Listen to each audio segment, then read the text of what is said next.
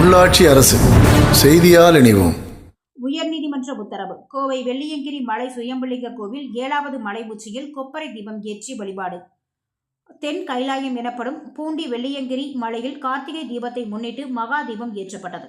கோவை மேற்கு தொடர்ச்சி மலைத்தொடரில் உள்ள தென் கைலாயம் எனப்படும் வெள்ளியங்கிரி மலையில் சுயம்பு வடிவில் வெள்ளியங்கிரி ஆண்டவர் வீற்றிருக்கும் 7வது மலை உச்சியில் ஆண்டுதோறும் கார்த்திகை தீபத்தன்று மகா தீபம் ஏற்றப்படும். இந்த ஆண்டு வெள்ளியங்கிரி மலையில் தீபம் ஏற்ற உயர்நீதிமன்றம் அனுமதி அளித்து உத்தரவிட்டது.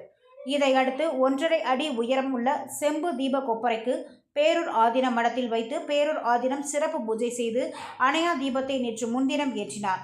இதைத் தொடர்ந்து அணையா தீப இயக்க அறக்கட்டளையினர் மற்றும் சிவனடியார்கள் 100க்கும் மேற்பட்டோர் பாத யாத்திரையாக பேரூரில் இருந்து பூண்டி வெள்ளியங்கிரி ஆண்டவர் கோவிலுக்கு சென்றனர்.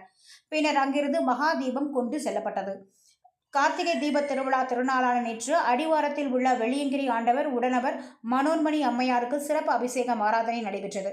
பின்னர் திருக்கோவில் சன்னிதானத்தில் இருந்து சிறு விளக்கு ஏற்றி கோவில் முன்பு உள்ள கொடிமரத்தில் தீபம் ஏற்றப்பட்டு கொப்பரை தீபத்தை ஏற்றி 7வது மலை உச்சிக்கு காண்பிக்கப்பட்டது. இதனைத் தொடர்ந்து 7வது மலை உச்சிக்கு சென்றவர்கள் 7வது மலையின் உச்சியில் கொப்பரையில் மகா தீபம் ஏற்றி சிவசிவா எனும் முழக்கங்களுடன் சாமி தரிசனம் செய்து வழிபட்டனர்.